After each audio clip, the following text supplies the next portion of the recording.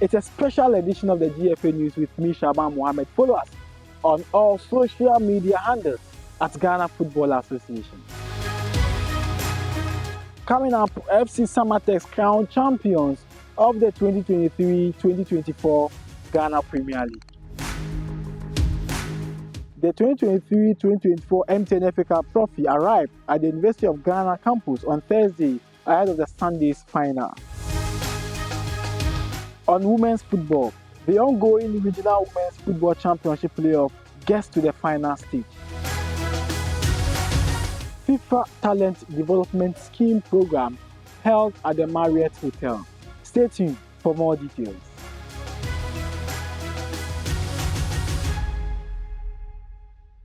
FC Samatex crowned champions of the 2023-2024 Ghana Premier League season. In their first season, Samatex failed to win the league, having accumulated 48 points and finished 10th place in the season. In their second season, Samatex are champions of the league.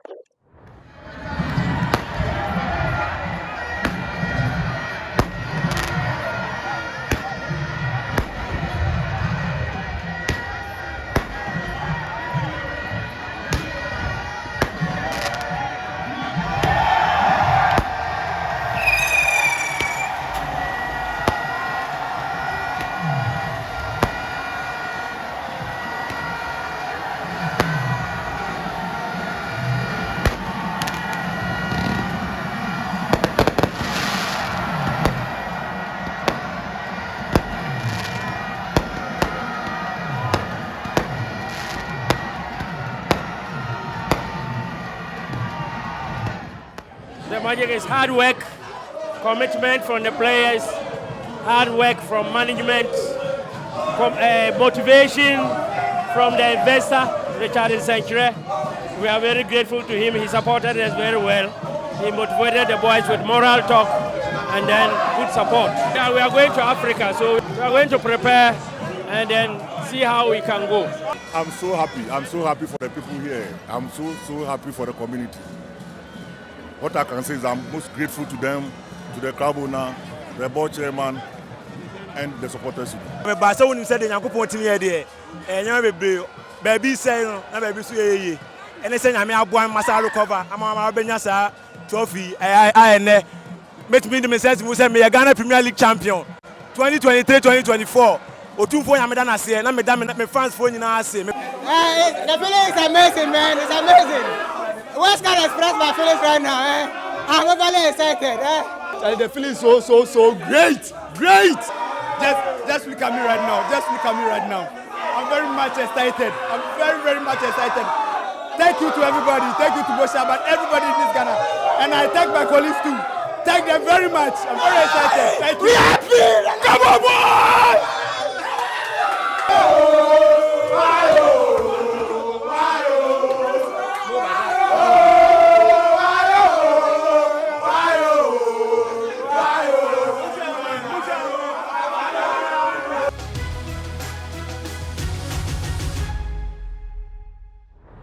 Moving on to the MTN FA Cup Final. The trophy arrived at the University of Ghana campus on Thursday ahead of the final between Instructorman FC and Bofo Akwatano. The prestigious MTN FA Cup trophy arrived at the University of Ghana campus on Thursday, June 20th, 2024, ahead of the Sunday's final between Instructorman and Bofo Akwatano. A delegation made up of the organizing committee, GFA officials, and MTN presented the Gian Trophy to the Vice Chancellor and the leadership of the university community before making stops at other key departments on campus.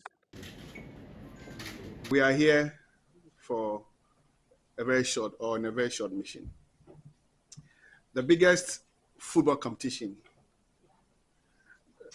of the FA will see its climax on Sunday. The biggest football competition of the FA is called the FA Cup. I'm sure some of you are surprised. It is the biggest because it is the only trophy that is fought for by 112 clubs. From Division 2, the First Division, and the Premier League. So in total, we have 112 clubs competing for this coveted the tallest, and the heaviest trophy of the FA. You can have a feel afterwards, and you will see how heavy it is.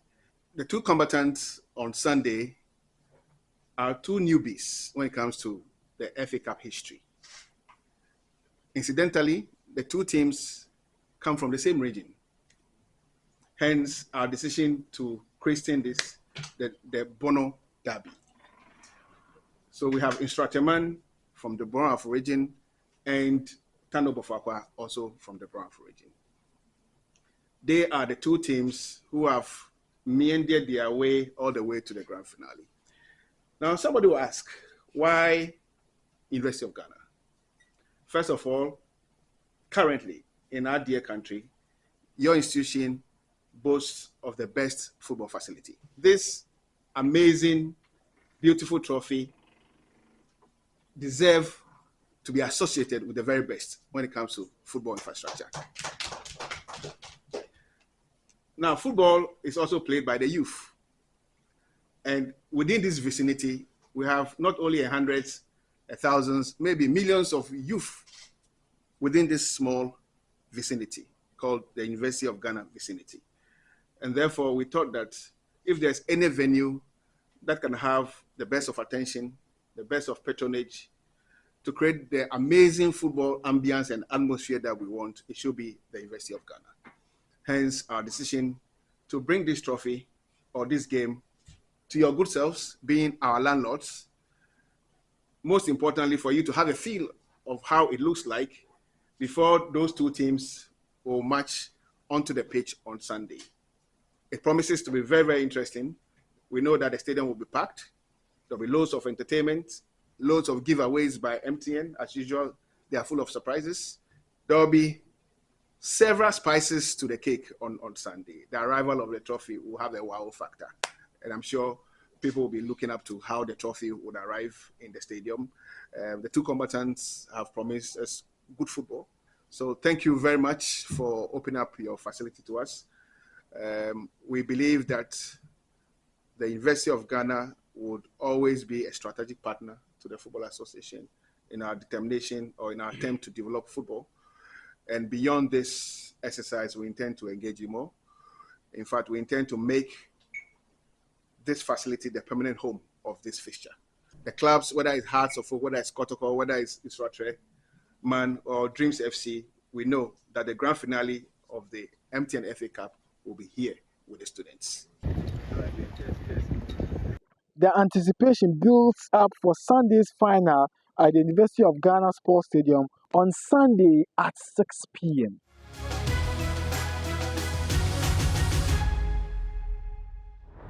At the FIFA Talent Development Scheme program held in Accra, the president of the Ghana Football Association, Ketia Okreku, opened the program. Through the good leadership of my president, Gianni Infantino, and the Executive Council of FIFA, indeed, several defining initiatives are being implemented throughout the world of football, Ghana inclusive. And through this, our institution, or we create a strong institution of good governance and reporting structures. We are indeed aware that our sister African countries are direct beneficiaries of most of these initiatives. At the heart of all that we do in world football is the mercurial talent of our footballers. Without our footballers, we do not have a football product. And to keep the conveyor belt of football talent consistently and continuously running, our world governing body FIFA put forward the talent identification scheme. While developing the football talents, all other facets of the game relating to youth development are also covered by this scheme. And these include coaching, refereeing, infrastructure, and administration. My colleagues, by encouraging and facilitating our member associations to develop and implement this scheme, FIFA aims to raise the standard of youth football development across the world. And by so doing, every talent is given a chance. Recognizing the fact that our success will be greatly enabled through collaborations with various stakeholders, FIFA, through the TDS scheme, comes as a most welcome strategic facilitator to the realization of our aspirations. Indeed, the TDS plays a pivotal role in supporting our strategic objectives and advancing the development of football in Ghana. The TDS, like we know, aligns with our vision by providing a structured framework for identifying and nurturing talents, which complements our national development programs. This synergy enhances our efforts to create a sustainable pipeline of skilled footballers. In the long term, the TDS supports our long-term strategic planning by offering insights and guidance on global best practices in talent development, helping us to refine our methodologies and achieve our objectives. Participating in the TDS program connects all of us, Ghana inclusive, with a global network of football associations, facilitating the exchange of best practices and innovative ideas. And indeed, the TDS provides opportunities for our players and our coaches to get international exposure, participate in global tournaments, and engage with diverse football cultures, enriching their experience and development.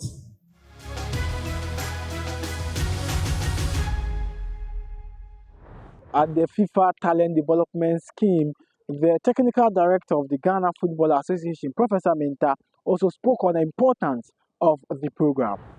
Okay, thank you very much.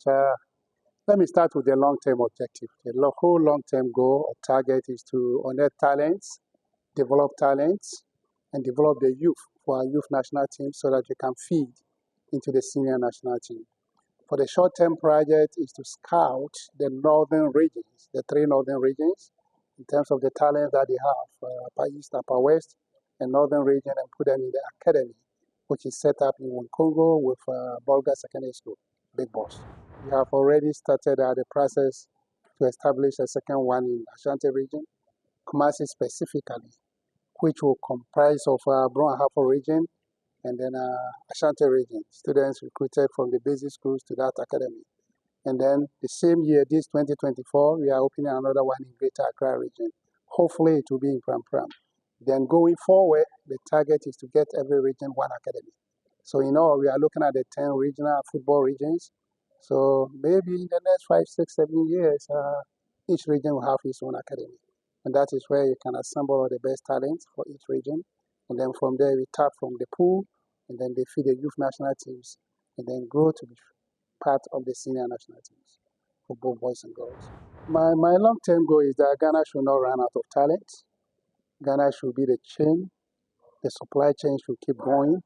And as a result, our target is to be in the World Cup and, if possible, conquer the world. And the FIFA High Performance Specialist Abdel Faisal Chipsa also spoke about the importance of this program and how it will have a positive impact on African football. When this program was launched, we made a promise to member associations on 4 pillars. One being the expertise pillar, like you just mentioned, and our role is to play as a thinking partner, one that can ask the right questions in every member association that we work with, and really also is to bring good practices to their environment. I think we work in a very dangerous space where if you're not aware of what's going on globally, you may be left alone. So when we come in and visit our member associations, our role really is to ask questions and hopefully guide them towards the right long-term planning when it comes to talent development. So for us, we are starting now, but again, with the changes that are coming, with the increase and expansion of youth national teams, we also have to really prepare our teams to take advantage of the good initiative that FIFA has introduced.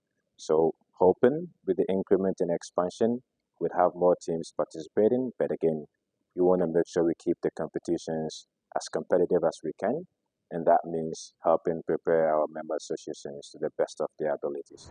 We operate in 3 areas, maybe 3+1, I would say. One being first, access to football, and you mentioned right there, school football really is an important step, especially in Africa. But beyond that, we also have to find the best talents. And from our ecosystem analysis, it was very clear that the most competitive teams are finding the best talents, but also creating the best environments to develop these talents. So coming up the grassroots environment, it's always important to find the best talents in every country, prepare the best environment so the best can compete against the best to bring the best out of each other. And then the last stage being offering the opportunities for our players to play so they can really develop to the maximum of their potential. So yes, grassroots football, school football, very important. We look into those areas, but we also have to move to high performance environments, meaning finding the best players from the grassroots in school football and putting them together so they can train against each other and bring the best, then hopefully maximize the potential that they have in them.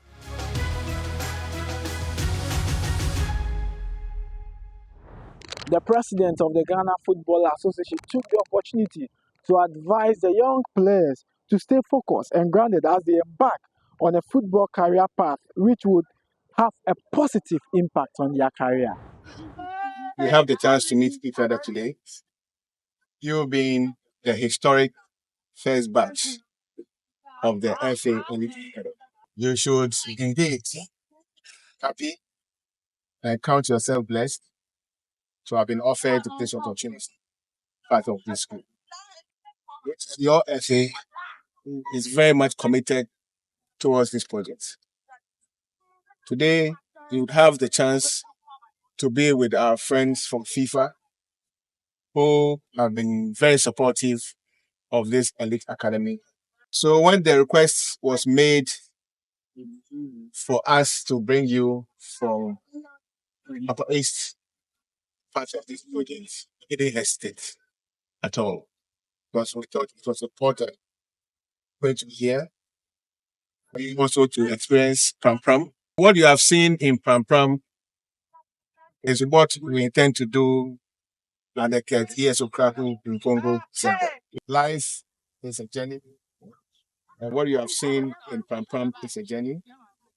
We will go on that journey in a very good way to also invest in the technical center. Now, all of you have a chance to realize your dreams of being good footballers. You are being led by a good team. They are giving you all the tuition that you need. It's also important for you to be attentive and to learn as much as you can. The uniqueness of this academy also comes from the fact that we are not only giving you the chance to realize your dream of being good footballers, but we're also teaching you the laws of the game. Even at this tender age, giving all of you a chance also have to see yourselves as possible referees. So that if eventually after year 3, you decide not to play football, you can decide to go that route and be good referees. So invariably, you're also part of the Academy Young refereeing strategy. I'll urge all of you to take your lessons seriously, both on the pitch. It's important you dedicate yourselves towards realizing your goals. And the FA will increasingly and steadily increase the support we are offering to this group.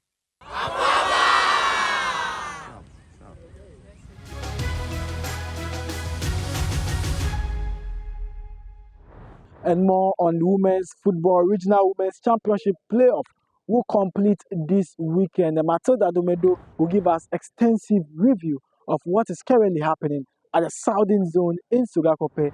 Too soon. The Women's Zone Championship playoff for the Southern Zone has come to an end at the Wafa Park in Sugakope. And we started very well. At the end of the day, or after 5 matches, we've seen Epiphany Warriors coming top, and today, just you can see from the background, Halifax ladies has also qualified to add up to Epiphany ladies for the 2024-2025 Women's Premier League. With what we see over here, the display of talent, I'm very sure that these two teams will give a very good account of themselves in the Women's Premier League. With that said, it's a wrap at the Wafa Park in South Africa. The tournament has not been easy. No one is easy. We struggled, and our determination brought us to where we are now. Being in the league as the Women's Premier League, expect much from us. Good game. We are going to maintain for the first time and take it from there. Well, first of all, we came here for qualification for premiership. But our first, we lost our first match. So I talked to my girls that we are supposed to take all the 4 matches, the 12 points. So I talked to the girls. Now we are in the premiership. We are supposed to organize ourselves, give to another players to maintain the league.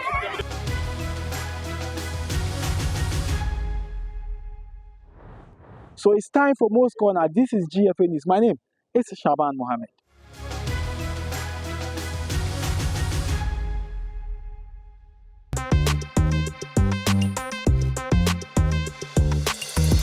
So as part of building up to the final of the FA Cup, which will be hosted at the University of Ghana Stadium here in Legon, these are the statistics between the two coaches. Coach Maxwell Kunebi for Nswatraman FC last season, his side were in the semi-final of the competition. John Ediafo of Bofuakwa Tano. Now, these are the statistics. They've all played 5 matches each, whilst Coach Maxwell Kunebi has played all the 5 matches at home. Coach for Nswatraman FC, John Ediafo, has played 4 at home and 1 away game. A total of 7 goals scored by Nswatraman and then 8 scored by Bofuakwa Tano. But in terms of goals conceded, Nswatraman have conceded just 1 goal, whilst Bofuakwa Tano have conceded 2 in their last 2 games in the MTN FA Cup. And away from the coaching statistics, we'll be looking at the 2 important players that will play a role in the competition. And for Bofuakwa Tano, they will have Elijah Adai, who has all the experience, having played for Ashanti Gold and Bechem United, and currently playing for Bofuakwa Tano, and Collins Kofi Kujo, who last season played for Kotoku Royals. These are their statistics: 3 matches each played for each side, and then a total of 210 minutes played for Nswatraman, and that is Collins Kofi Kujo, and then 104 minutes played for Bofuakwa Tano, and that is Elijah Ade. Both players have scored 2 goals each ahead of the final on Sunday. So what makes it more interesting is their last 2 games played in all competitions, and this season they've met twice in the Premier League, and all matches have ended 0-0, 1-0-0 at the Nswatre Park, and also 0-0 at the Sunyani Coronation Park. This is their statistics ahead of the final of the 2023-2024 MTN FA Cup. It means that at all possible, one team must record a victory on Sunday, and that is the decider, the Bono Derby.